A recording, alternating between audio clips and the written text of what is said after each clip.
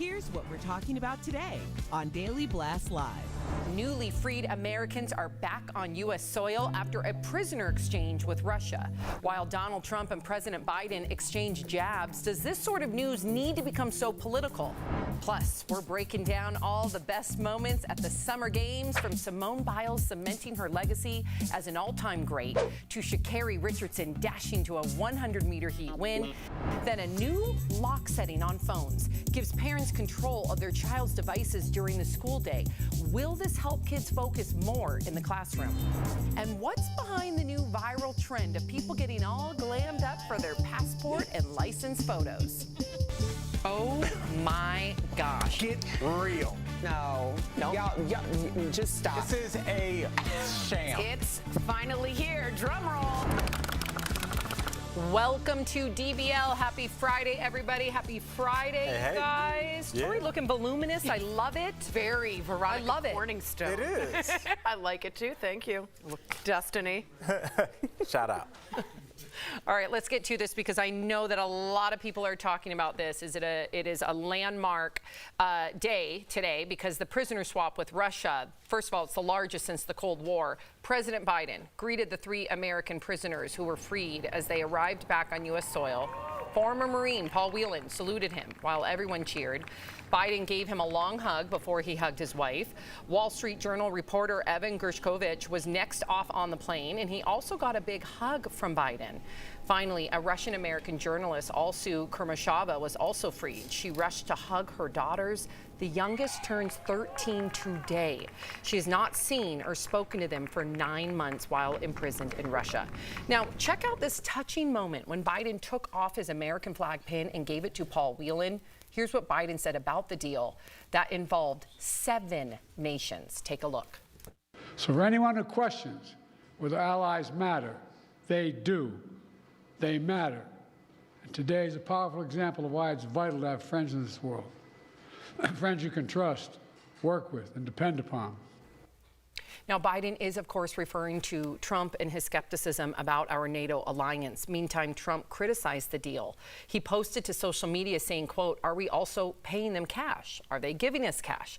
Are we releasing murderers, killers, or thugs? Just curious because we never make good deals at anything, but especially hostage swaps." Now, a quick note, a fact check rather, there was no money exchanged in this deal. So what do you all make of these Americans coming home? And also, what do you make of it becoming political? Jeff, what would you say? I think anytime Trump or Biden talks, it's political, right? Because they're politicians. But I agree with Biden. I really do. He did a great job here. We got some prisoners back, or, you know, someone that was in custody overseas. I don't know if they were prisoners necessarily, but we got them back. So good on Biden. Give credit where credit's due. I also agree with Trump on this one. What did we give up in exchange for our people, which is a great thing? The United States released 1 hacker, 1 convicted killer, and a Russian intelligence agent. Germany released a convicted killer who's at the top of the Russian list for prisoner exchanges. In Slovenia, Poland, and Norway also released some spies. But I think having alliances is a good thing. I don't see the downside to having alliances. You don't want enemies. That's why this happens. But I'd see both sides. I don't know why there's controversy. I think maybe just because Trump is saying it and the way he said it. Right. I mean, I look at it as like, Jeff, you're talking about seeing both sides. I'm maybe thinking about what we don't see. You know, we're just talking about all the people from other countries that are, you know, spies and killers or whatever. Like, who do you think caught those people for us? Like, we got some people out there too, and some of those people that might not want to be disclosed. That's why the Trump document case was such a big deal. Like, we have people undercover or whatever, spies as well, and maybe they have some of our people. But if we say, well, what did we give up? Maybe that's intelligence that they can't give up. And so going with that notion, I can only be happy that people are back with their family. Just because we can't know. I completely, there's a lot we don't know. But I have to, unless I'm missing something, Paul Whelan was in Russian custody when Trump was president.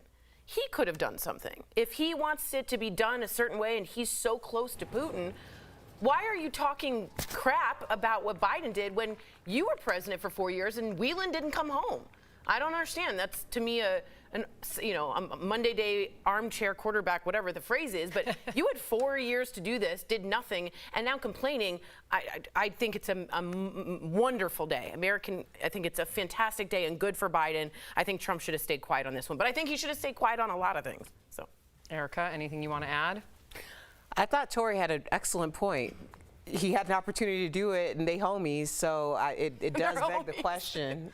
Well, he's always talking about Putin like that's his dude. He's, Yeah, he is. Just saying. We got 4 people back home. I'm here for it. Do you guys think it's weird to negotiate for lives? That's just a question that's been posed all around the internet when it boils down to I think that's been in politics since the Gauls conquered England before in 1066. That's just the way it is. That's human beings with intelligence. Before AI, that is the best way to gather information. How do you think we got bin Laden? I mean, that's the way to get it. And there are people on our side doing that. Now, I just learned that the kids of some of these guys just learned their Russian on the plane. So Putin actually greeted them in Spanish.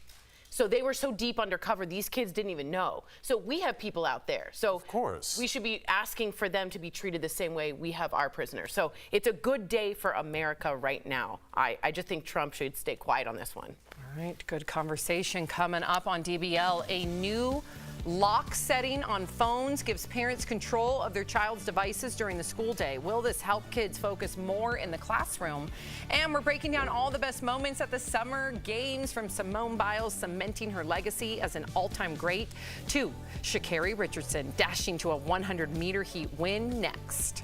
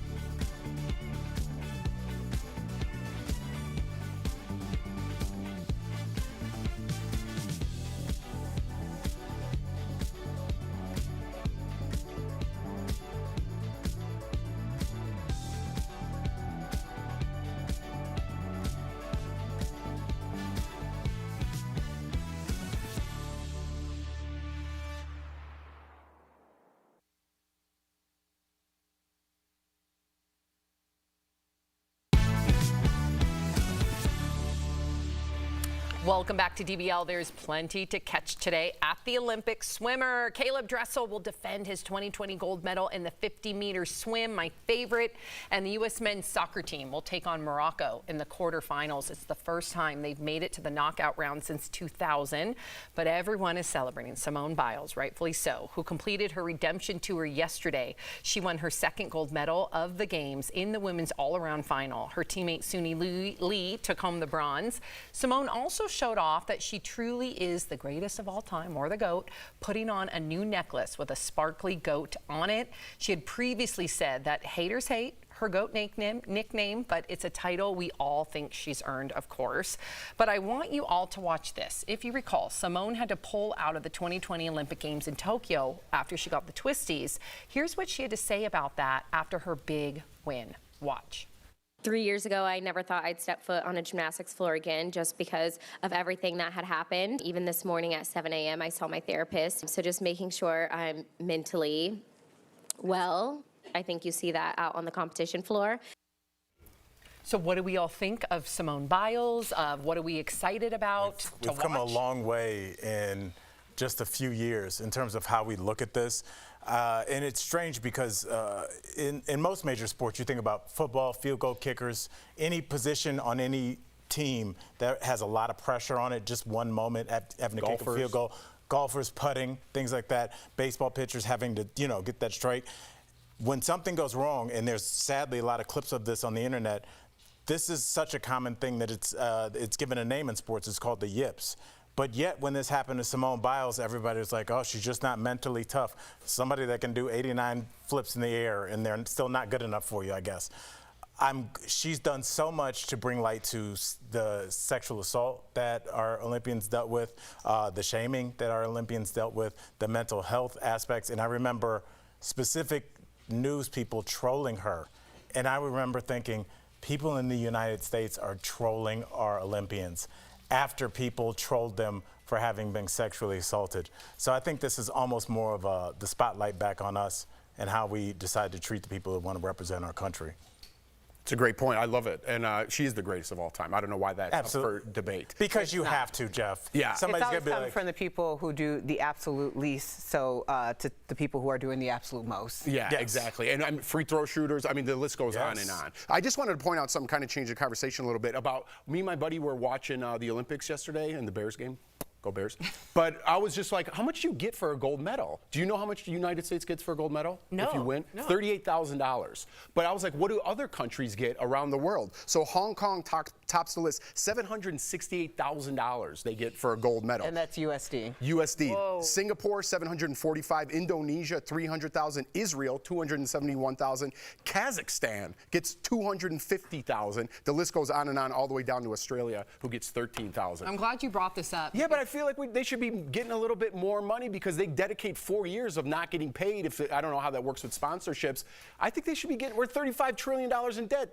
Take a little out of the coffer. That's a good point. And did you guys see the thrower? I don't know how to say this. I think shot put. She said, "I can't pay my rent." None of them can. And Flavor Flav and Alexis. I know. Yeah, it's just, you're absolutely right to bring that up. It's such a shame that they're the pride of our country and we don't do blank for them. All of them are ridiculous. Yeah, and before the NCAA changed the rules, which I think mostly is going to affect more football and basketball with sponsorship deals, but you look at the swimmers, they're not getting paid, and here they are, and also when you're an athlete at any of these institutions, you don't have time for a job. They don't even want you to be in a sorority. They don't want you to do anything extracurricular because you are living and breathing for that university. They dictate your major. They dictate everything. Yeah, I wasn't allowed to do a minor in theater because it didn't fit with our schedule. So yes, and then here you're not allowed to do A, B, C, D, and E. And then to Jeff's point, it's like, so then you're trying to work odds and ends, and then you go to the Olympics and you can't pay your rent? That's so ridiculous. Well, it's America, Sam. It's the land of the free and the home of the you should be grateful. Yeah.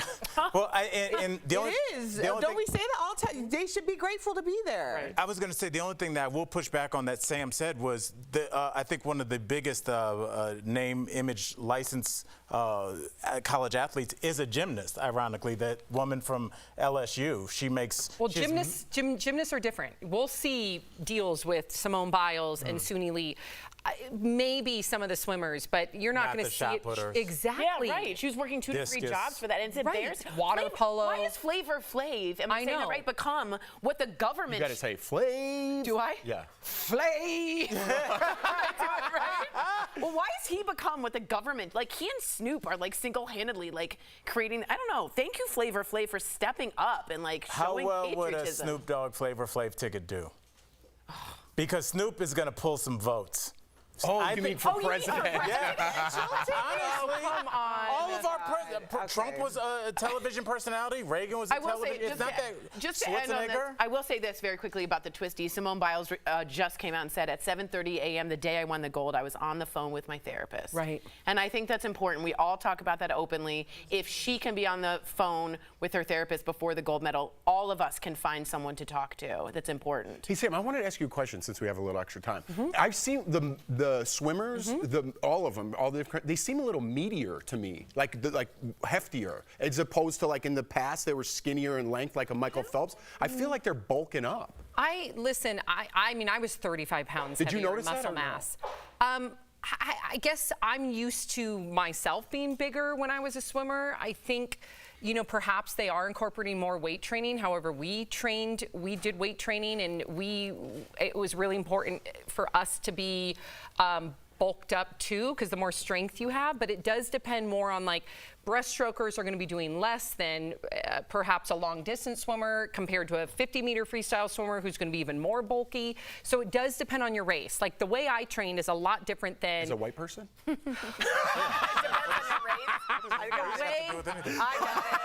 No, the way I missed all that. But the way I trained is definitely more different than like what Katie Ledecky trains. I gotcha. So, but that's interesting. I have not noticed that. Coming up on DBL, a new Android feature is helping parents control their kids' phone use at school. Will this help keep distractions out of the classroom?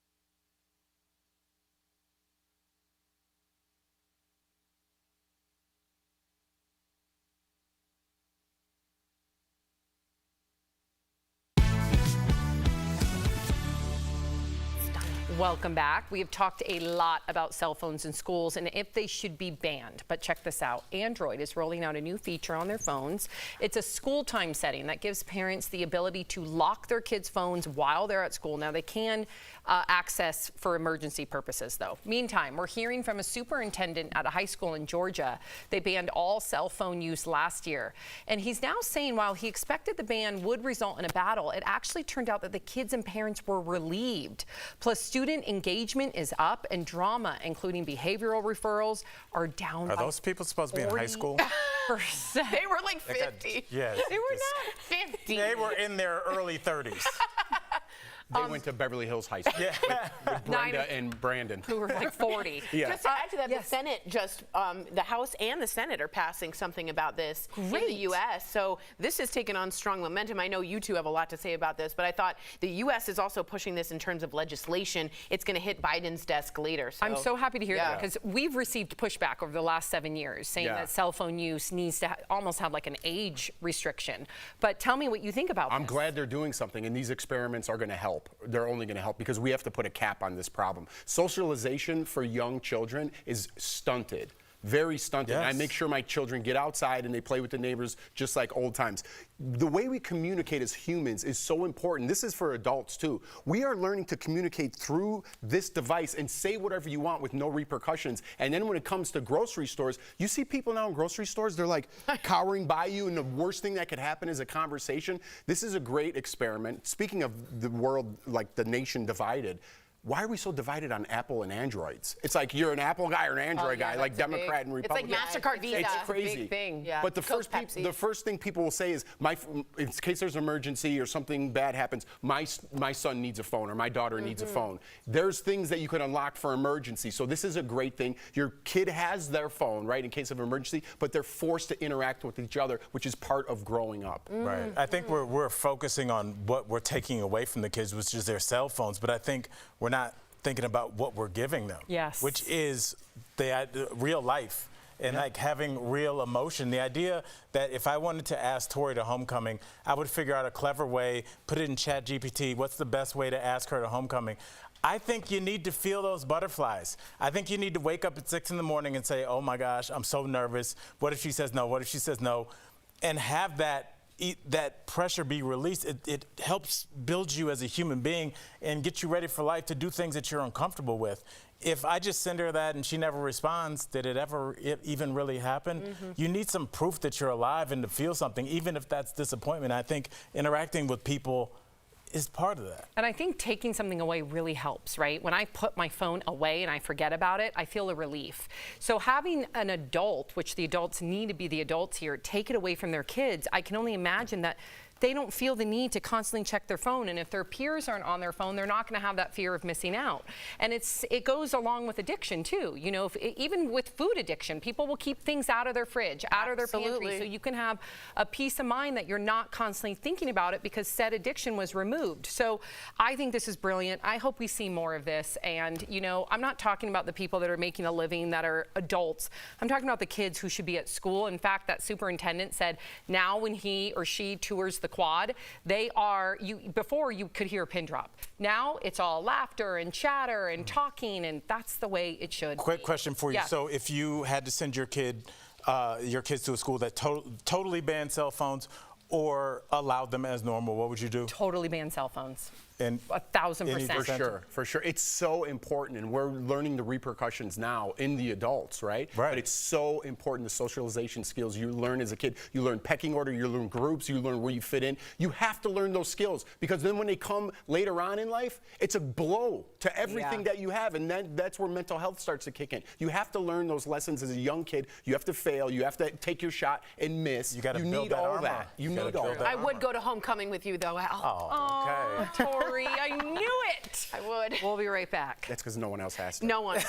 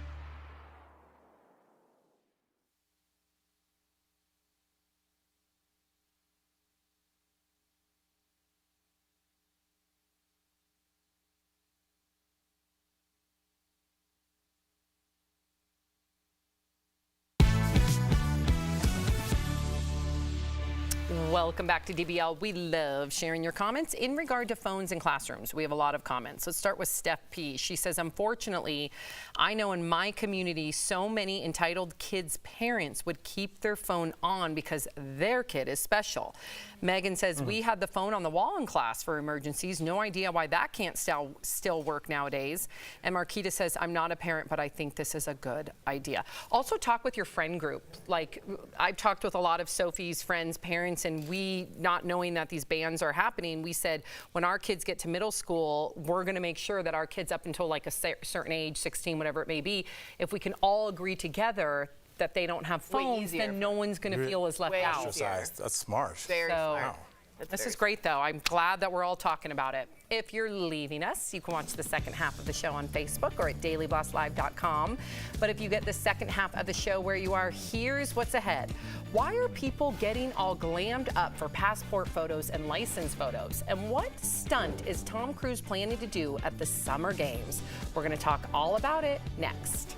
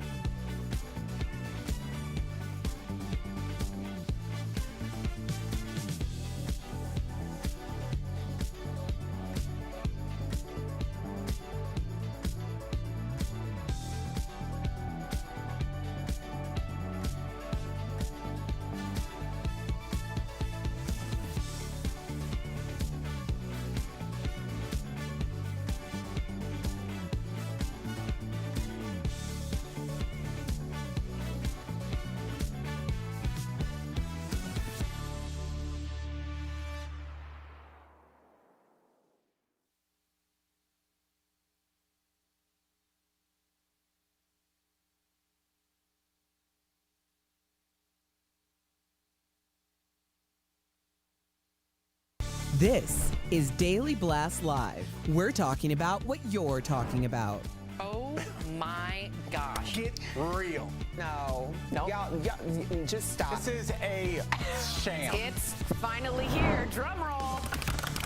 Welcome to DBL. Tom Cruise is gearing up to perform one of the greatest Olympic stunts of all time. Tom was seen cheering on the women's gymnastics team this past week. TMZ is reporting Tom is planning to rappel down. Rappel down from the closing ceremony stadium and land on the field carrying the Olympic flag. Tom was also spotted at the base of the Hollywood sign back in March. There are reports that he skydived to the base of the sign where he then passed the torch to LA for the 2028 Olympics. I cannot wait. As we know, Tom is no stranger to putting his life on the line, like the time he jumped off a cliff on a motorcycle for the last Mission Impossible film. Tori, you're in awe right now. I love Tom Cruise. Me He too. is LA. He saved Hollywood. I love Maverick. I love everything about Tom Cruise except his personality.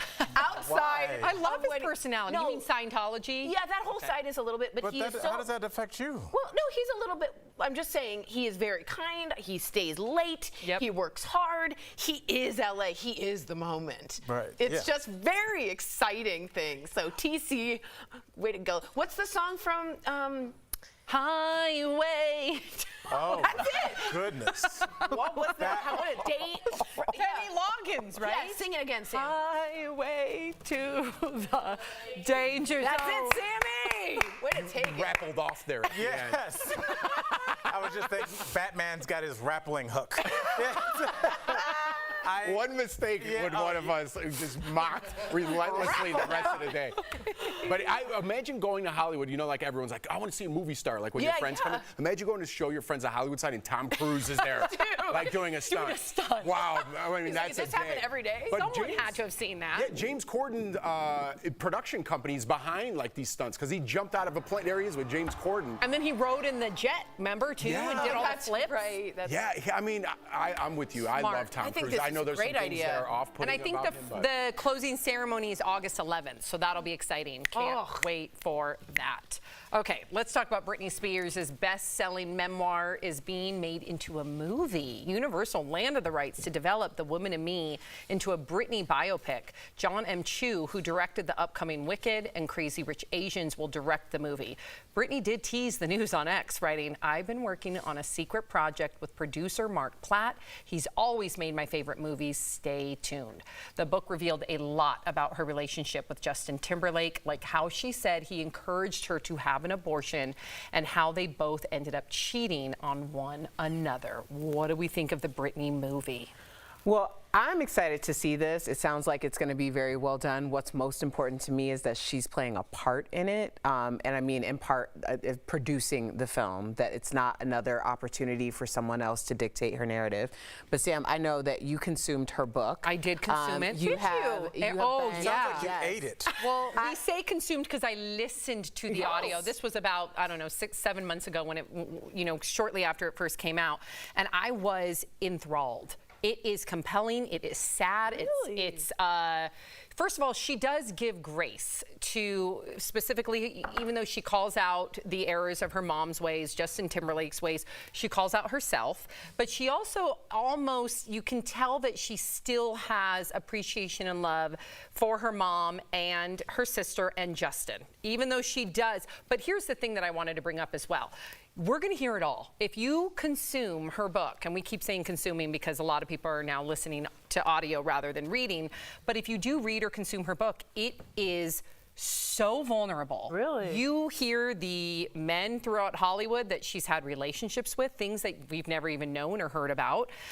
You hear some of the early workings of her meeting with network execs and studio execs and how they pigeonholed her into just being a sexual being. And then you also hear like the very heartbreaking times that, you know, between her and Justin Timberlake with, you know, her not wanting to have an abortion and then her being left, you know, in a bathroom to carry out said abortion. Like it, again, this is her story, but and her story can I ask only. an unpopular question, but I feel like it needs to be asked. Erica, I totally agree that Britney definitely deserves and will have her narrative and her platform. But do you think that there's a space for letting things in the past lay? And I was thinking this, you know, I do a podcast, My Safe Word is More. Thank you for listening every week. But, you know, my co-host, Karim, was on Survivor twice. And she came over to my house about a month ago, and she was like, oh, look at this hate message I got from my time on Survivor. And I was like, when did you shoot that? And she was like, 2007. So for the rest of your life, if you went on a reality show, think about whatever Tori was doing. I know 2024 Al would hate 2014 Al. So then you put 10 more years on that. Do you have to pay for that for the rest of your life? Because as soon as this movie drops, there's going to be some death threats. Let's be honest. There's going to be some cancellations. It's going to affect people's lives, their marriages, their children. Is there a space for just letting things lay? Also, because 20 years, who can remember 2 months ago? 20 years, memory's a little hazy. Listen, I want to jump on that because I think it's super important. It's kind of get away from Britney a little bit. But I mean, back in 2011, I was on Big Brother, and I still get messages from that. Right. People don't let things go. They want to hold it over your head and not let you grow as a human being and learn from your mistakes. It's such, I don't know where we are culturally with that, but we let people change their genders, their identity, and applaud them for it. But if you want to change to better yourself as a person from something you did on a reality show in 2007 or 2011, you're not allowed to. It's just so confusing, the status and culture that we've created in America, to not be able to grow as a person and just hold something over somebody's head. And I'm afraid, to bring it back to Britney, that just drums that back up with the movie. First of all, I appreciate you sharing that, because I know that that's something that you live with. Yeah. And I would know Corinne, and it's something that she lives with. Y'all handle it very differently. But Corinne is unbothered. Yeah. I don't think the audience But I think that's where you get over it. You have to get over it yourself. You can't worry about what other people tough, think. though, She because you leans care. in a little bit more. I would say so. But I think it's interesting because there's always going to be, regardless of what you do, a contingency of people who are just committed to seeing you in a certain light. They need for you to be this person in order for them to feel justified in their feelings about you. So that's something that none of us have any control over. But then when we think about the idea of this young woman, and Britney was very young. She was a teenager when she was a preteen when she was first introduced. Mickey Mouse Club, she was very young. Yes, and so her narrative has always been manufactured for her. And I feel like, although we can all speculate about her mental health or what's happening with her, this might be something that is the best opportunity for her to come to grasp, or to grasp her own narrative. And I know that she did the book, and I know that created a lot of fodder, but ultimately sometimes people are always villainized for their reactions and the timing that it took to have a reaction. And why is it that your reaction makes you the villain versus the person or the thing that caused the you reaction, right, to have a reaction? Right. And that's the thing that we're always so blinded to. It's like, I may not be ready to address someone who has wronged me or betrayed me, or something that I feel like I'm owed something in that moment, but when I'm ready, I'm going to take my time. It's kind of like with that Serena clip that we were talking about. When she was ready, she took her moment. And I think that people need to have space for that. Yeah. Good conversation. All right, here is another good combo. Vince Vaughn has a theory as to why raunchy R-rated comedies like Old School, Wedding Crashers are not being made today. While on the hot ones, he said studios today are too afraid to make them. Watch. The people in charge don't want to get fired, more so than they're looking to do something great. So they want to kind of, follow a set of rules that somehow get set in stone that don't really translate. But as long as they follow them, they're not going to lose their job. So back in the early 2000s, raunchy comedies were all the rage, making a ton of money, by the way. Wedding Crashers brought in $288 million at the box office globally. The first American Pie movie made $235 million worldwide, and all three Hangover movies made $470 million around the world.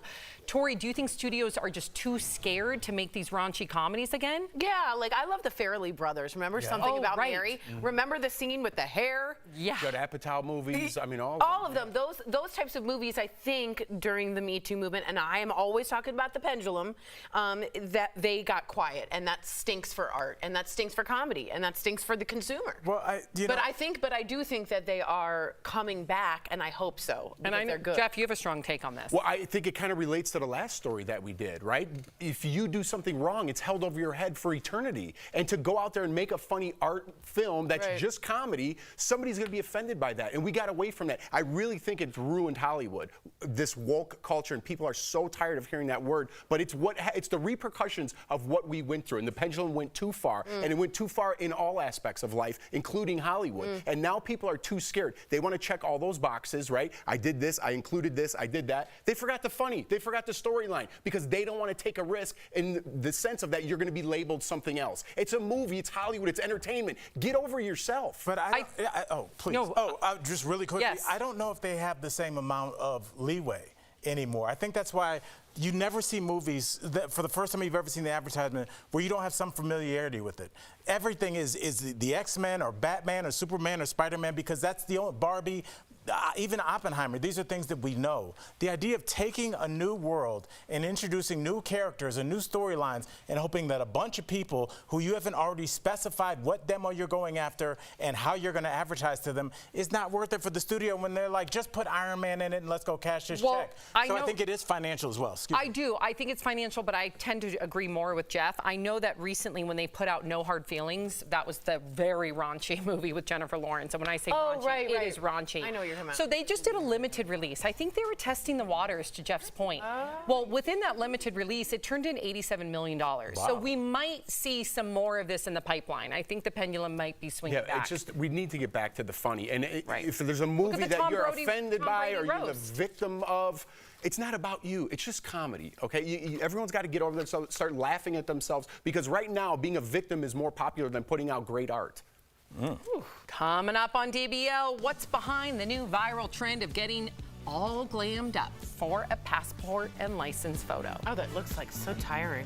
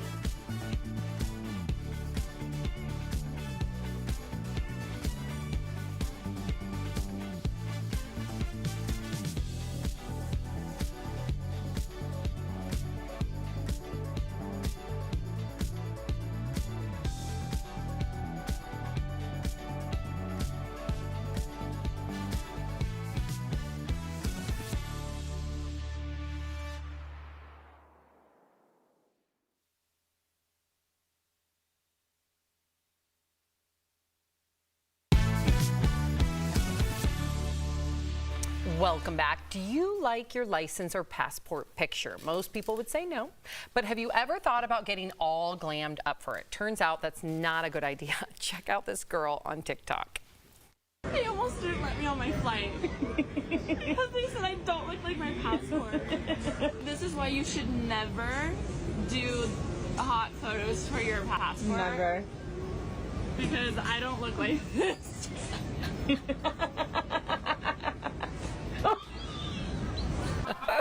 The new trend going around is the passport glow up, but it's been backfiring on some because they end up looking like an entirely different person when they show up at the airport. So we're going to go around, take a look at our own photos, and we can all chime in to see if we would create security chaos with a glow up. Jeff, we're going to look at yours first. We're going to check it out. You mean mock everyone's photos. Jeff first. Oh, you look the same. You look cute. You look like a president in the 30s. Couldn't he be a president from like way back? Yes, yes. His wife's name is Bess. Yeah. That's hilarious. Tori, your turn. Okay. This is when I okay. All right. They made me go. Yamahama.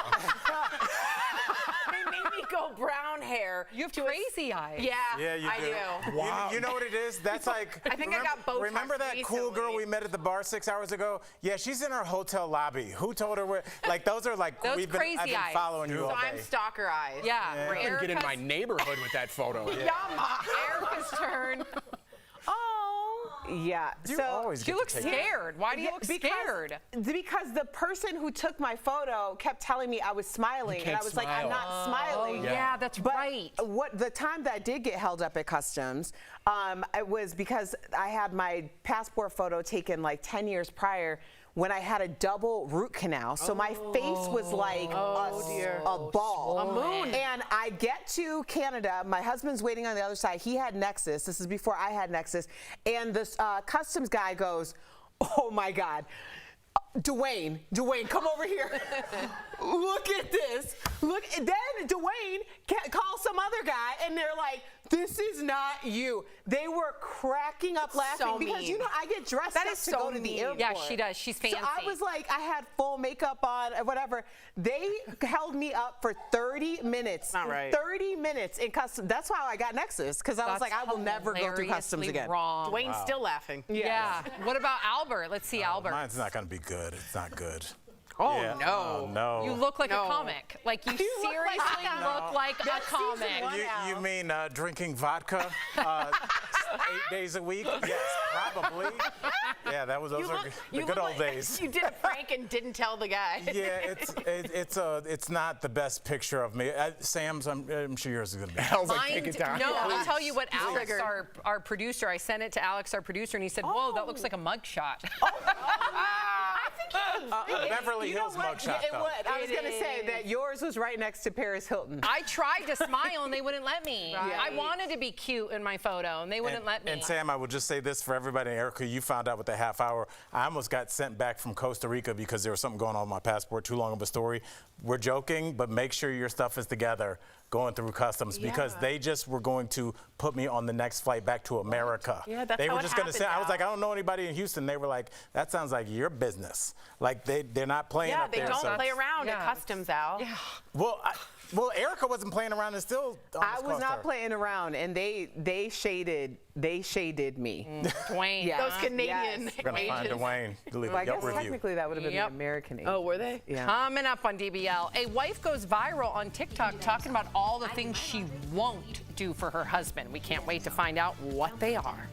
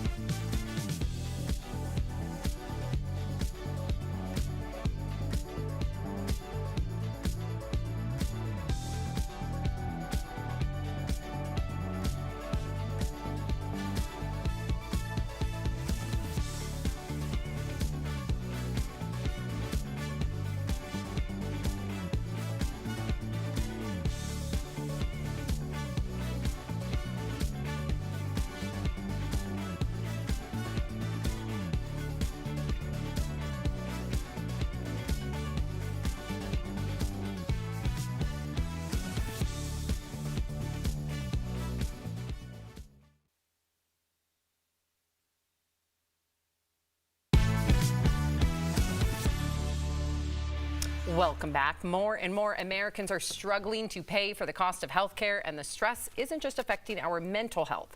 A new study says that a growing number of older adults are even skipping doctor visits and are not refilling prescriptions because of stress over money. This is life-threatening. They say, you know, preventative measures is what can really help you cure any type of disease. I mean, that's your best shot of having longevity with your livelihood. And the fact that a lot of us can't even do these preventative measures because we're afraid of the costs is life-threatening. Yeah. That's hashtag America for you. That's our healthcare system, and it's horrible. So if you can find someone to help you along and navigate you, grab on like a life raft, because I have to call to health insurance right now, and I'm terrified to make it. I have like nightmares about it. That's honest. I'm It's so terrifying. nervous. Because you don't want to get a bad If you answer. find a guide, hold on tight. You're making fun of the They said plug like 10 times. Yeah. Oh. So if you're talking about looking life for rafts. health care coverage, better benefits. How tightly you should hold them. Many Americans already on Medicare may not have a plan with all the benefits accessible to them. So reach out to Medicare Advantage advisors today. The benefits review is free. Call 800-964-0416 for that life raft coming up on DBL. Hold on tight. This woman's list of things she won't do for her husband goes viral. We're talking all about it next. Sorry. Hold on.